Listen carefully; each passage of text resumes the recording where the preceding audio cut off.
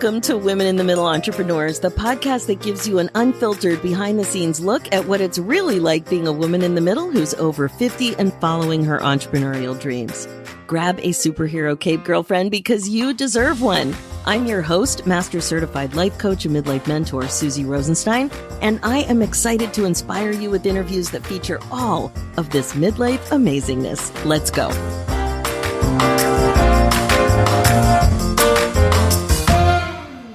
Hey there, welcome back to the show. We have another really exciting interview ahead of us about the evolving landscape of relationships and sexuality over the years.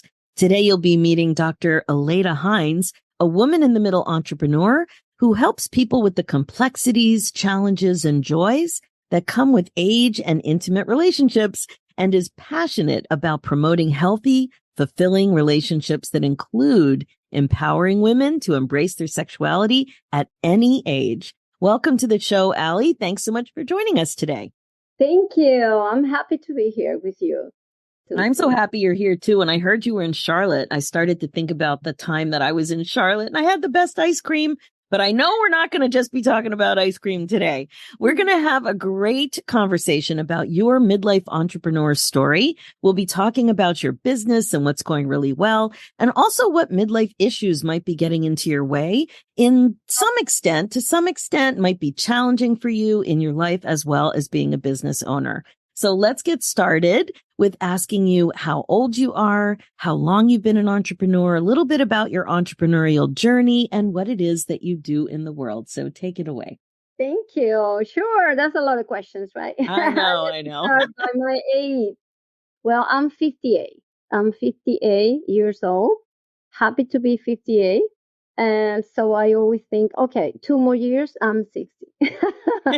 That's in my mind. Okay. Is it really? Because I turned 60 this year, and it was so interesting to watch my mind. And sometimes I was completely cool, and other times I was like, "Wow, I'm 60." I can't believe it. Like, it definitely was surprising. It was a surprising. Yeah. I have the same feeling, right? It's like in 2 years. I say in 2 years I'm 60.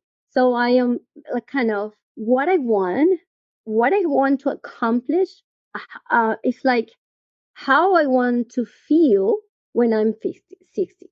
And I want to do certain things.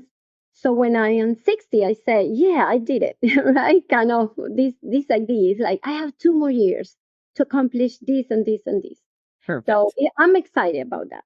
And the other question, I have been in the field for 22 years. I'm really passionate about helping couples. I have a big story, like a different story that probably brought me to that passion of helping couples to be successful, happy, not just content, and having a sex life, active sex life, alive, no matter the age. So I have been 22 years in this journey, working, studying, because this is a journey. My journey has been one of continuous learning, growth, and empowerment. It's never ends. That's the truth. Never ends. Probably when I hit 60, I will have a different project. I'm sure about that. And yeah, and the world, well, okay, like it's the same. It's my passion always has been helping couples. I do believe on relationships, on healthy relationship, not just to be with someone, not to be alone. That's not healthy. It's just to really be with someone ideally for you and to share because you need someone. I remember someone one day, I was in my gym and a girl told me, I don't need a guy. I am so independent. I can do my house. I can do all the guy stuff. I have my boat and I do my boat. I don't need them. So I'm not going to get married. And I say, hey, but let me tell you something. When you are in a relationship and a healthy, passionate relationship, it's not because you need someone to help you.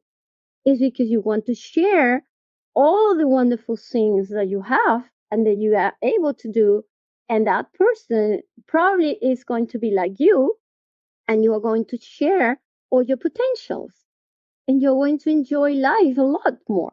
That's for sure. You enjoy life like in a different way. So I have been married in like in the traditional way, like married because you married, you're supposed to be married and have kids. So I did that. And then I was single after my divorce for 10 years. That's a lot uncommon, but I learned a lot and I studied and I grew. And then I have been married for 13 years, but that and a different with a different perspective. I am married now too. Before I was just married. I have to be married, right?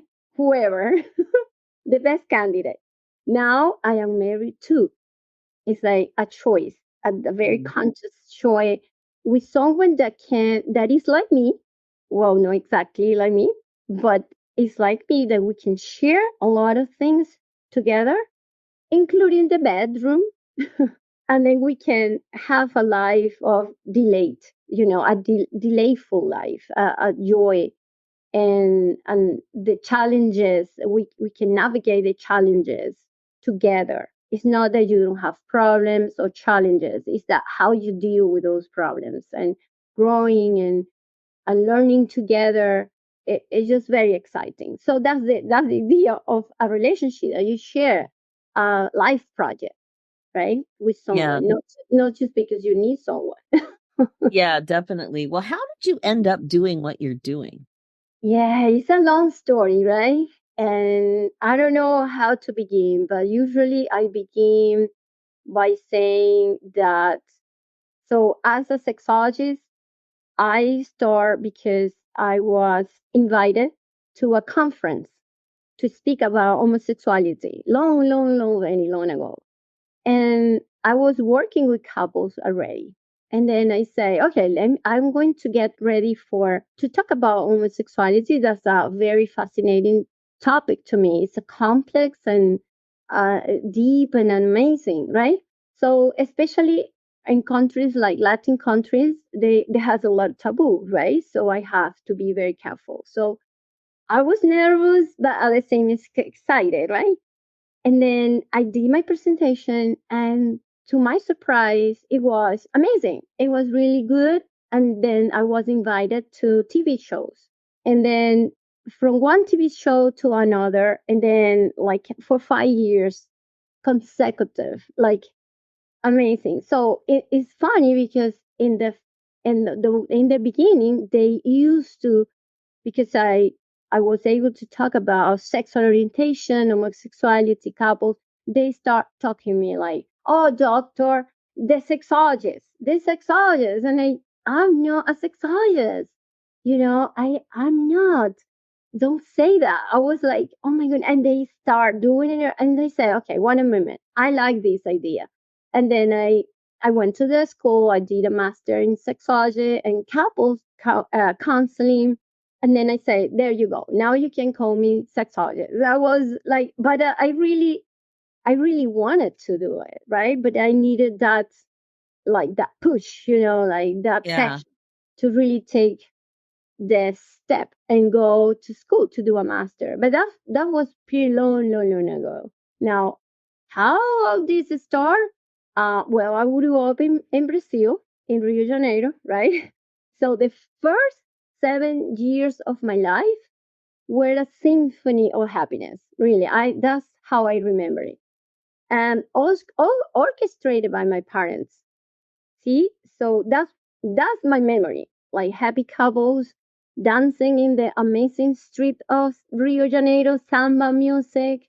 So I was exposed to happy couples since young age, including my parents, right? So I grew up with that idea. But then when I moved to Venezuela, not just because it was a Venezuela the problem, it's just that magically, I don't know, all those happy couples start like becoming like unhappy, miserable, and everybody ended up in divorce, including my parents, the happy parents that I used to have. Oh, They really? yeah, they divorced. And then okay, I was so surprised. And I say, okay, people unit, they are happy and content for a while, and then eventually they fall into misery and unhappiness, and they hate each other. And they ended up in divorce, separation, whatever. And I stick to my mind, right? And I did my BS in psychology and family science, and then I did my study in sexology and couple counseling and my PhD in human sexuality. But always that's the formal education. But in between, I have a lot of classes on you call deep psychology and NLP, you name it. A lot of like trying to understand the complexities of relationships, right? And I ended up divorced. That's the funny part. Okay. I ended up divorced. So I was kind of part of my research, my own self, right? My parents, my everybody, and me, myself. So that was pretty interesting, right? So changing my narrative all the time and Mm. learning and growing and trying to understand. And then my passion was, okay, what are the key for, because this is not a natural thing. People think that that's inevitable. That's a lot that you ended up passionless, sexless, boring, just roommates or friends. If you have a good relationship, then you get along and you are a good roommates. You respect each other, but you are not connected. You don't have intimacy. You don't have a sex life. And I was like, is that supposed to be that way? So guess what? Through all my career, my studies, I find out that's not the truth. That's not true. That's not that. This is not an inevitable situation. Like that, you're going to have wrinkles. That's You can avoid that. Even if you have surgery, you are going to have wrinkles, right? But the situation of relationships and sexless is not that on a like it's going to happen. It's not a natural phenomenon. Interesting. So what happens? Allie, what happens? Well, what happened is that the so-called familiarity when you are together, so you think that's it, right? That's it, and we love each other, but then you start paying attention, and your priorities are work, money, because you have to build your house and your living, make a living, and then if you have kids, even worse, they are not sexy at all. I, they are wonderful, but they are not sexy at all. And so you start navigating in a familiarity and a level that I call the first level of interaction is just as a family and work, and then you get tired, but the love life that you used to have is not longer important. So what happens is you create different habits that do not prioritize your relationship or your sex life. And as you age, you start thinking, oh, that's not for me. That's ridiculous. Oh, it's going to, because the myth, those myths, the ignorance make us really be miserable. That's the sort of misery is being ignored, right? So you think that that's normal. And if you normalize that situation in your relationship, like I am unhappy, this is normal, and sex is for guys. They are the one that have a sex drive. That's for them, not for me. Especially with all those myths that we have in society about sexual desire, especially female sexual desire, that they make us believe that we have a sex drive like guys. We don't. So it's like, so you don't feel something like down there like them, like a dog. I'm horny, and then you have a problem. Oh, you have a problem because you're not horny and you don't have a sex drive like guys, and then you start feeling inadequate, even broken. I hear that like you're not broken, but they feel like something is wrong with me, and then you age and menopause, right, or premenopause, and then you start feeling like, oh, that's not for me. Of course, then you create habits that will not allow you to enjoy intimate situations, and plus your erotic life just go. It's like the lost get lost, like I say, LUST, lost get lost. No more lost, just love. But love is important to sustain. It's the base, the foundation, right? It's important. But love is not enough. It's not going to keep the passion alive and desire. So all this dynamic happens. And I have a lot of models that I wrote in my book. I did my book explaining all of that. And then that's what happens, and then you normalize that in your relationship, and then sometimes so you wake up and say, hey, this is not what I want, and you have a friend that has amazing sex life and she's 60 or 70, 75, 80, and you say, oh my goodness, why, how is that possible? Yeah, it is, absolutely, because it's not a law. It's just something that comes from myth, from the darkness of not talking about sexuality and relationship. Right. So And as we're talking, I'm looking at you in a Zoom square and I can see a big poster behind you of the title of your book, Make Love 365 Times a Year, 7 Sex Secrets. So as I'm looking at this, I'm thinking, oh my God, 365 times a year. So what are these sex secrets? Because I'm sure a lot of midlife women don't believe it. yeah, exactly. And I have even clients and friends that I'm 58, right? And my husband is 61.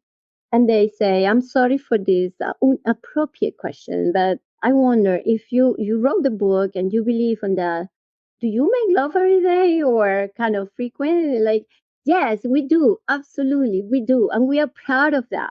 But first, you have to understand the concept of lovemaking. And I have been trying to rescue the original concept of lovemaking, which is an amorous and sexual act. That's the concept, simple. Amorous meaning loving, sexual act. So you mix Mm. the two of them. So, and then it's a mix, which is a tremendous harmonious situation to connect, right? So if you see it in a different way, you can understand that it is possible to make love at any age, in at any time in your life. If you don't have a partner, you can make love to yourself, because you are having sex with the person that you love the most, right? You love yourself, and you are. And by the way, it's so important to understand that sexuality is not just for guys, or is something for just pleasure, which is really great, but it's a healthy thing. It's just, it has an impact in your overall well-being and in your relationship. So it's not just for my partner, whatever partner it is. It's just for you, for your health, for your mental health and your physical health. And no one talk about that. No one. No, can you go a little bit more into that? Because you're right. No one, I haven't heard that talked about so much. So why is it good for you? Yeah, in many ways, right? Because when you just touching genital, especially with a partner, you activate, you deactivate cortisol and you activate oxytocin. That will make you de-stress, stress relief, not like be calm. And when you make love, it's love making is not the CC or stupid version of having sex. No, that's what the popular. I did in my book, for my book, I did a little research asking people all ages and relationships or not, what are the different for them about sex, what they think when they say sex or love making. And it's so funny to see, like, love making is a boring version, is boring, or is romantic, or a lot of, or Hmm. is religion to say not to say sex. So a lot of, but it's not.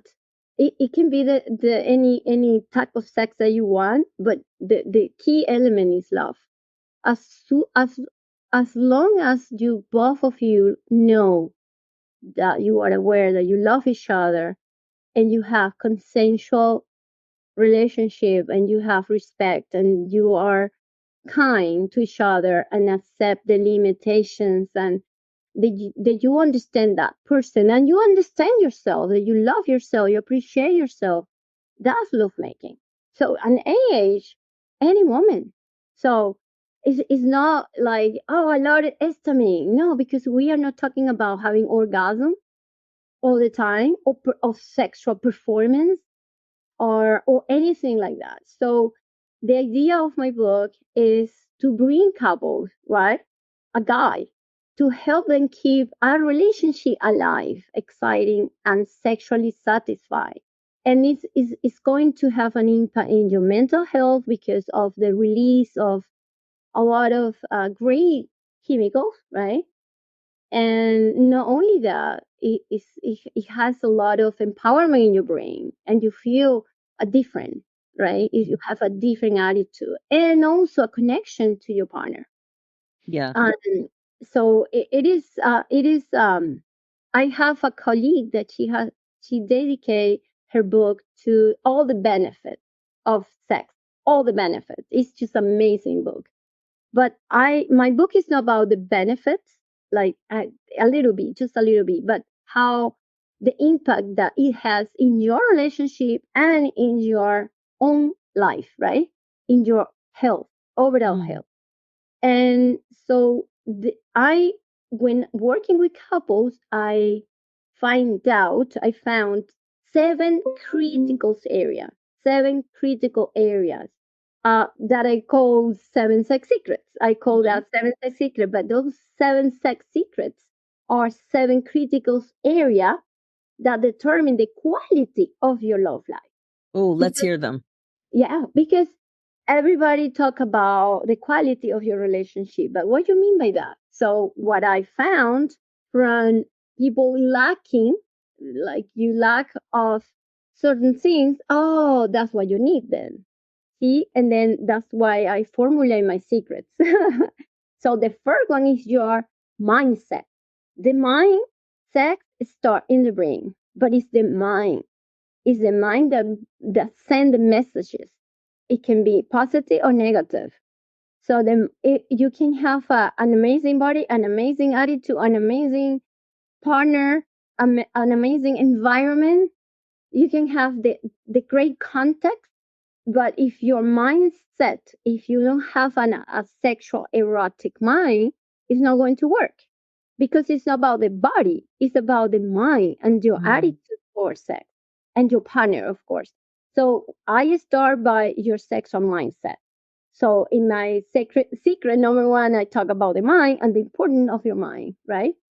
Number two is a healthy lifestyle. Sometimes people love it and other people like, oh, you mean that we have to be like athletic for having to make love? No, no, no, that's what this is not what I mean. It's because you have to take care of your body as much as possible. Hey, I'm 58 and sometimes I have more energy than a 30-year-old person. Mm, yeah. See, it's because you need to build the energy. It's not about the shape, body shape, or if you are fit or hot. No, it means that you take care of your health.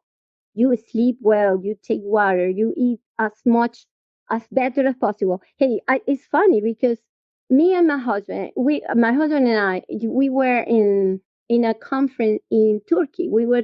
I was in Istanbul. Last week, I was in Istanbul and in Germany and Denmark, all of that. And we came home and we got sick, really sick. We were in bed, both of us, like, oh my goodness. We feel like, I think we were like very tired and then pretend to do our regular life. Well, whatever.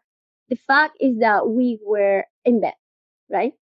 And then we were holding hands with fever, like feeling crap. And then I said, you see how important is the body? Because we have a positive mind. We love each other. We are very erotic. We make love all the time.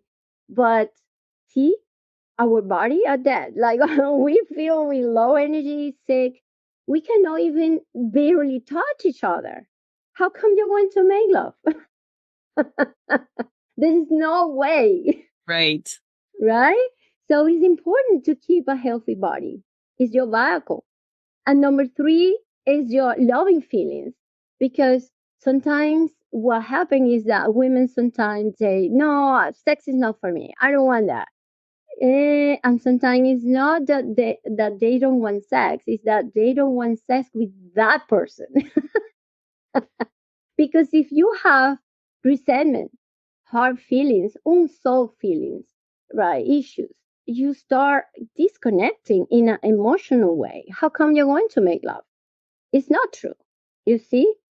So it's important to really work on your feelings and solve that. That's through communication and all of that, right? Then your expressions. I talk about expression. It's important to communicate your feelings, not just verbally, but non-verbally, and your micro expressions and all of that is important. Then secret number five is finding pleasures, because if you are not able in a society where everybody's busy, busy, busy, busy, I don't have time for anything. Yeah, but you have to make the time, right? Companies just they treat you like machines. You you are the one that have to say, hey, I'm not a machine. I'm doing my job, period. And so you don't find pleasure in small activities like, hey, let's have a cup of a glass of wine or a cup of a tea together, like 10 minutes. How come you're going to enjoy intense pleasure like lovemaking? So I talk about that too. And so the pleasure, the capacity for pleasure. And secret number six is very important, which is eroticism, your erotic life, which is the bridge. I call that the stairs. I do a lot of models because of my English. I have, that's one of my challenge, my English. And I say, okay, in order for people to understand, I have created ton of analogies and models. That's Models great. to explain complex things. So I have analogy for sex, for your sex life, for everything, for relationships, and I have models. So I have a model for erotism, which is stairways to sexual pleasure. It's like a bridge or a stair. You go from affection, but you have to go build up with your erotic life to have then sexual activities. When you don't do that, it's like very mechanical. It feels horrible. Sex per se, it's just it's nothing. It's It's not that kind of weird. fun. Yeah, without the passion and your erotic life. So Right, right. it's like a coffee just without just with water or just plain or something. So you need your erotic life. That's my secret number six. And then number seven, the last one, is sexual techniques. A little bit of anatomy, learning about your body parts, and the mechanics of sex and positions. But does people get more interested on those topics? Yeah, It's, I love the way you broke that down. So we've got the seven secrets: mindset, healthy lifestyle, loving feeling, finding pleasures, eroticism, and sexual techniques. yes, correct, exactly. What would you say from midlife women is the most common question that people have for you? In women in the middle, you mean Yeah, clients? yeah. What do they come to you like when they're Googling? What are they looking for? For to fix their desire. They always complain. That's the most typical. It's like I don't have desire, but they don't see it as uh I don't know what is that, or they exploring to have more. They do it because the demanding husband they have. It's like, okay, my husband is just pushing me and I'm tired and I feel broken. I feel I something wrong with me. And it's like they are very pity to themselves. And wait a minute. Hey. And I have to explain both of them. So I have to really explain her, to take her and explain that you are not broken, you're beautiful, it doesn't matter your age. The thing is that you have a desire that you have to cultivate, and we respond to our desire comes from outside in. We have to respond to the context to a good relationship. That's why the secret number three is so important, that you have loving feelings toward each other, because you're going to respond to those loving feelings. See, it's not a mechanic. And then and then also you say, I help them to understand the difference between sex and lovemaking. Hey, we are not doing a porno movie. This is not a porn movie that you have to perform. I hate that word. That you have to perform, you have to scream, and you have to do all those narratives that pornography has touched you, right? Mhm. It's not true. And then you are scared. You don't know what to do, and you feel so helpless. And when I explain the concept and what is lovemaking, and that is a beautiful thing to connect to your partner. You love that person, yes. Because if you don't love that person, now that is going to be a problem, right? Let's just start by that. But if you love that person is, you like that person, but you are so afraid of not feeling horny, of those narrative, of the acts and all the, so those misunderstandings and myths. But when you take out all those myths, and then you just enjoy, the pleasure of being with your partner, and then you see how simple and beautiful and deep it is. And then you start wanting more. See, that's desire. You want more. But want more of what? You want more of what? Of those activities, of those moments, pleasure moments. That's, I can't wait to be in my husband's arm. Not because, oh, an orgasm or anything like that. No, it's just because I love that person, and I smell, and we have cultivated our erotic life. So I know I am an olfactive person. I smell him, and I'm ready.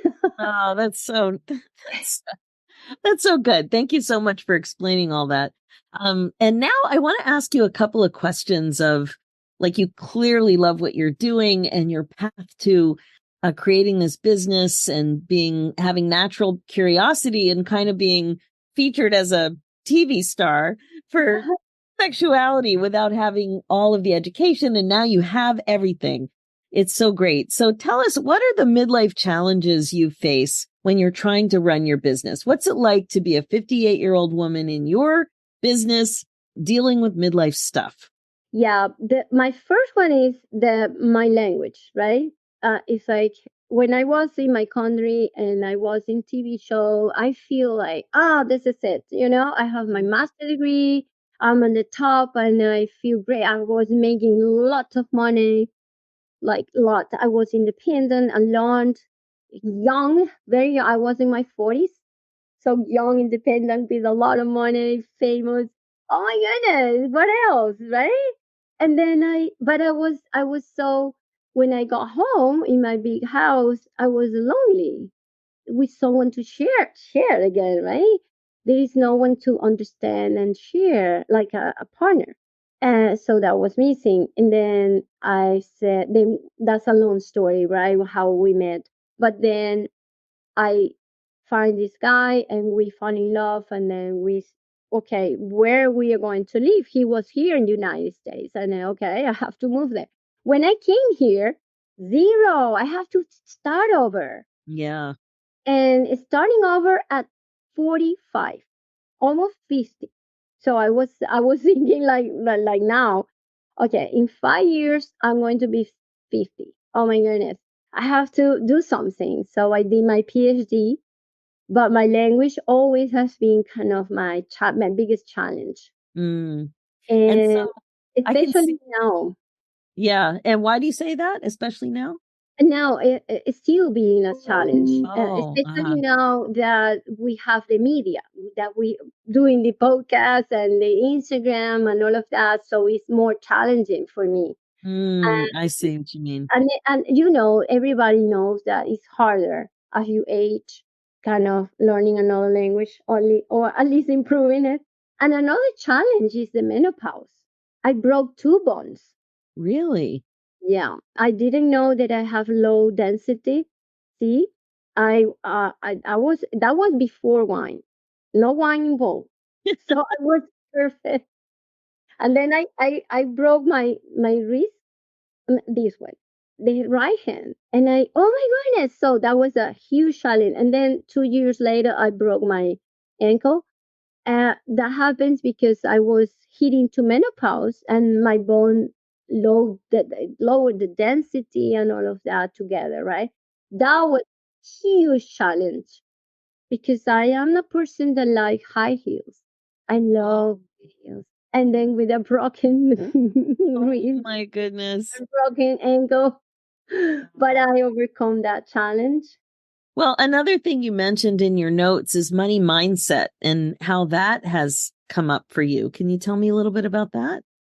Yeah, well, in the sense of accepting, okay, I'm not a 40-year-old woman anymore, but I am almost 60 and it's perfectly great. And I have to in, like see things. So you know I have a conclusion. One day I will research this more and amplify this. But I think that we have like a exploratory sex. Well, we have phases in our sex life. As long we all grow, like not just child development, the child development they grow, but also adult development. We grow and change and improve. But also as lovers, we have to improve too. We have to grow as lovers. So I think we have 5 stages. It's like first exploratory, then defining yourself, reproductive phase, then you have the discovery phase, and then you have the connectivity phase that you really want to connect. And that's a mindset stage, right? That you have to grow that mindset and understand what is the advantage now. It's like, well, I mentally I feel sharper than before, but my body is slower. Right. So I guess that I know in your notes you talked about the hormonal changes and you just mentioned it as well. So that's really been a thing for you, it sounds like. It's really Yeah, affected you. it has been, yeah, it's tough to see the role for hormones, right? Mm. And not just in your impacting your sex life, knowing my sex life, hopefully, because I have a very, very highly positive mindset. And also, the more you do it, the more you do it. It's like, okay, this is not affecting my, but it's affecting other areas, right? Sometimes I'm very active. Sometimes I get tired easier, like easily than before. The problem with the bones and the problem with sometimes like wanted to be faster and saying, hey, you take it easy, right? Especially when we're traveling, we were like, okay, before we never got tired. We can walk the whole cities, like we never get tired. Now we're exhausted. Kind of. And I think that's the mindset and of the it's not that you cannot, it's that you have to do it slower. Right, right. Exactly. There's lots of adjustments that Yeah, have to be made for energy. That's something yeah. that's coming up a lot in this with all the people I'm interviewing. So what are you focusing on next in your business? Book. Book? Yeah. Beside my clients, I don't think I'm going to stop seeing my clients. I love that more and more. But also, I already did my book, right? So, my first book, Make Love 365 Times a Year, I thought that was it. Like, okay, I have a book, I'm done. No, it happens that I am about to finish a second and a third book that is coming, I hope next year. And so I am planning to really have those books when I for my 60s, right? To Hmm. be able to say, well, I have 3 books out there. And I hope one day I have a bestseller. That's kind of my super dream and become more a writer. right? Uh-huh. I feel that I have a lot to say, and I have all this knowledge that I have accumulated over the years with working with couples, with people all over the world, with all type of cultures and backgrounds, ages from 20s to 80s.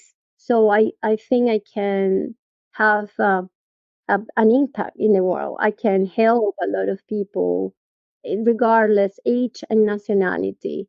And I speak in Spanish. I do, I do sessions in Spanish, English, and so because of I know the body gets slow when you get tired.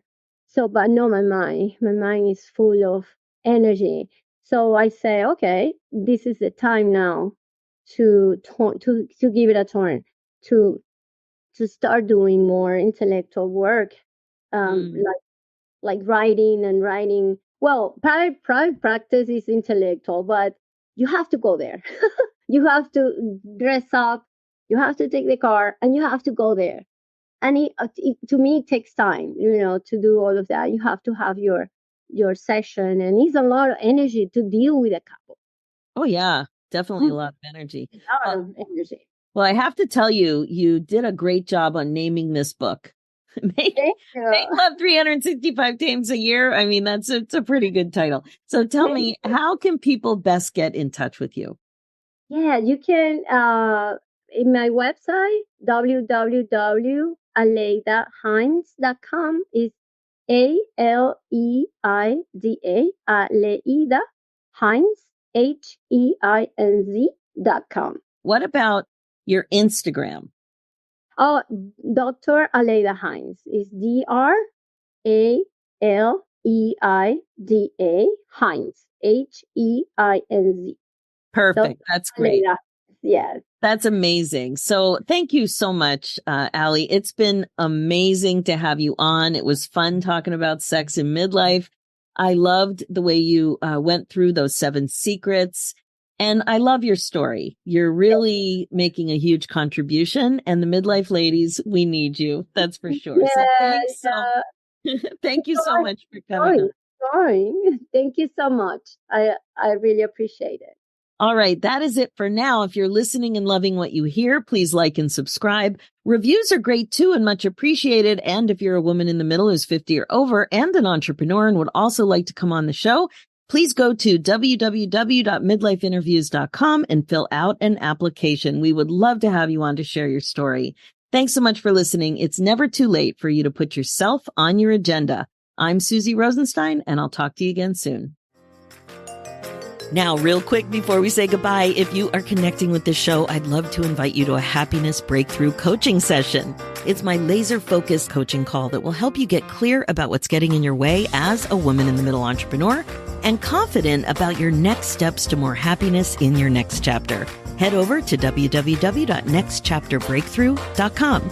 Talk to you soon.